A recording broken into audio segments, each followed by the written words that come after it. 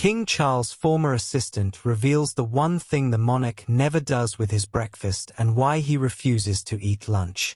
Here's what you would never ever catch King Charles doing with his breakfast in the morning. When we think of a typical day in the life of a royal family member, their lives are a lot different than ours. While the average person gets up in the morning to a startling alarm set on a clock or cell phone, a lone bagpiper plays outside King Charles' window at 9 a.m. every morning for the monarch to rise.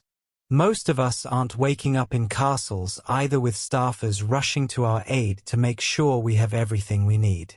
Because that is a reality for King Charles, most people assume he has a very regal way of receiving his breakfast too. But one of his former assistants is sharing that what the monarch does for breakfast after he wakes up might surprise you.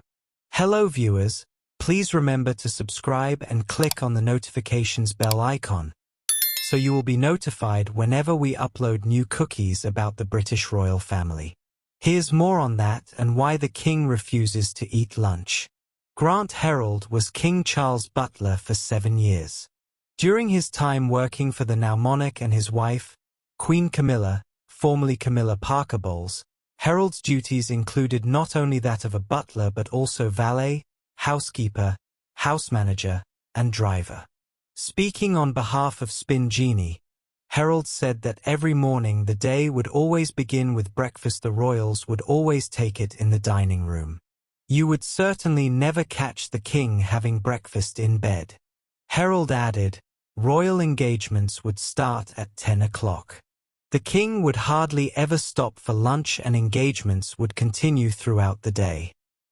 However, the former royal butler did explain that often one of their engagements later in the day would usually involve an afternoon tea to make up for the lack of lunch. The royals are huge advocates for afternoon tea. This is traditionally taken between 4 to 6 p.m. All engagements are usually finished by the early evening, but sadly this is when the office work begins. Charles doesn't really stop. Dinner will usually be served between 8 to 11 p.m. It is difficult to be precise on that as it depends on what kind of dinner it was. A state banquet would obviously be very different to a normal evening meal. This would change drastically on the weekends if there is a shoot party. Then it is all about the guests and is much more regimented. The information about King Charles not eating lunch was first revealed in 2018 when Buckingham Palace released 70 facts about then Prince Charles and explained that he doesn't eat lunch. The Daily Mail noted that the monarch's choice to skip the midday meal isn't something his staffers, who are with him all day when he travels for official royal visits, are very fond of.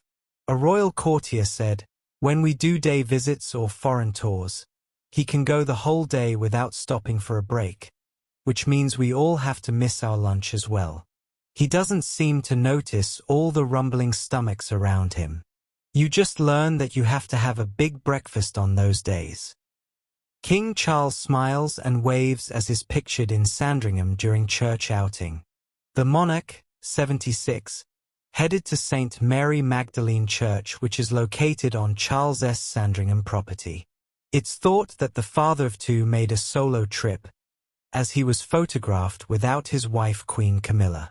Upon arrival, His Majesty was greeted by Canon Paul Williams, with the pair pausing to shake hands and exchange a few words. For the crisp morning outing, Charles donned a long-line winter coat in a smart caramel hue which he teamed with some smart tailored trousers and some suede brogues. The 16th century church plays host to many members of the royal family on Christmas Day. While the royals used to travel to Windsor for the festive period, Sandringham has since become the default spot for Christmas celebrations. The Sandringham estate boasts 20,000 acres of land, making it the second largest royally owned residence behind Balmoral Castle in Scotland, which has 50,000. Queen Elizabeth II's grandfather, George VI, described the property as the place I love better than anywhere else in the world, and the monarch recorded the first Christmas broadcast there in 1932. It's also where Charles recuperated after receiving his first cancer treatment last year. King Charles and Queen Camilla recently welcomed 2 new furry additions into their home. Earlier this week, during a visit to Canterbury, Her Majesty announced that she'd adopted a female rescue puppy called Molly because she looks just like a mole. When asked about its breed, Camilla replied, "You may well ask. A bit of everything. It's a rescue dog." Mola's mother is understood to be half Jack Russell, half unknown, while her father's breed is unknown. And according to The Sun, Charles further expanded their canine clan when he welcomed a new truffle-hunting spaniel named Snuff. The publication reported that Snuff is of the Lagotto Romagnolo variety, historically from around the Ravenna region of northern Italy. Their shared puppy joy comes after the passing of Queen Camilla's beloved dog Beth, who died in November. At the time, the palace shared an official statement which read, "A sad farewell to Beth, the Queen's much-loved companion from at Battersea Dogs and Cats Home, who brought such joy, whether on walkies." King Charles expands Buckingham Palace team ahead of relocation. His Majesty King Charles III appears to be growing the team of workers at Buckingham Palace once more, as a few more vacancies at the royal household have been advertised. On the royal household's website, a couple more positions have quietly opened up over the past week, all in the kitchen. Buckingham Palace, which has been going through extensive renovations since before the late Queen Elizabeth II passed, is currently looking for a junior pastry sous chef, a chef de partie and a sous chef to join the kitchen. The palace is currently searching for people to fill various other administrative and organizational positions, suggesting that the project might make some exponential progress in the next couple of years.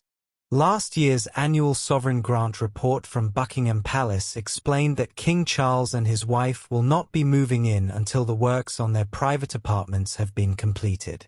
The King praised a 99-year-old D-Day veteran as a great example to us all, as he toured a regimental museum in Aberdeen.